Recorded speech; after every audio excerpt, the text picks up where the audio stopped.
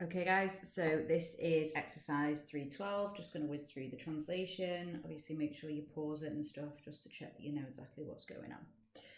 Okay, so, right, it starts off with Agressi son here. Now, obviously, this says the Trojans left there, but we've just been told at the start that they've just arrived in Italy. So they're not going away from anywhere. So you think about how you might want to change the translation. So the best translation here is probably the Trojans disembarked there. It's probably that they're leaving their ships. Okay, so the Trojans disembarked there, and then we've got quibus. So we've got this relative pronoun which is dative. So it's for whom there was nothing left over except these weapons and ships. So in nicer English, we would probably say there was nothing left over for them. This bit here, after wandering far instead of long. So there was nothing left over for them except weapons and ships after wandering far. And then this next bit here, you probably need to pop in an and just so that it'll make sense. So, and they began to take spoils from the fields. Then King Latinus and the Aborigines, who then owned the lands, who then owned those lands, because you've got Ea here, which is used with loca, it agrees with loca, so it becomes like ille, so those lands. I know this is imperfect, but I don't know, it just sounds nicer if you translate it into the perfect. So who then owned those lands, armed to repel the force of strangers, ran together from the city and the fields. Okay, now here we've got a present tense. If you translate it as a present, then it becomes a little bit confusing because you've got past tense going on up here and then present tense down here. Okay, if this whole story was in the present tense, you could translate it all in the present tense as long as you're consistent. But because we've started with the past, you need to stick with the past. Livy here is just using historic present. Okay,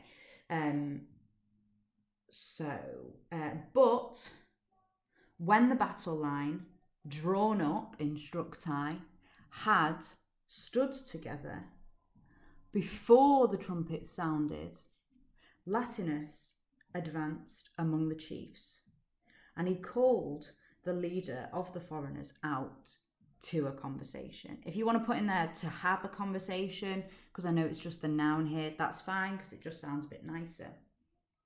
Then he asked who the men were, through what event they had set out from their home.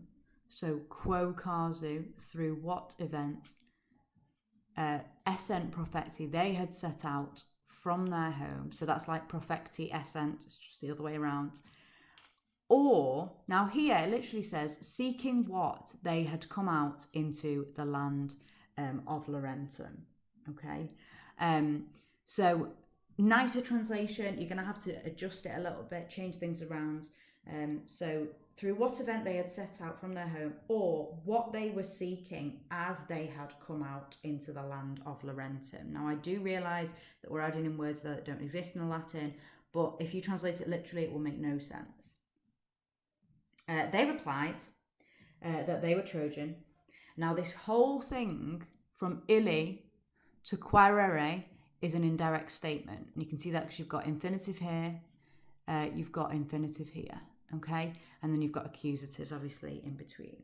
So they replied that they were Trojan, that their leader was Aeneas, son of Anchises and Venus, that after their homeland had been burnt, so we've got an ablative absolute here. So literally, you could say, if you wanted, with their homeland burnt, okay, they, as fugitives, profugos, from their home, were seeking a home and a place to found a city.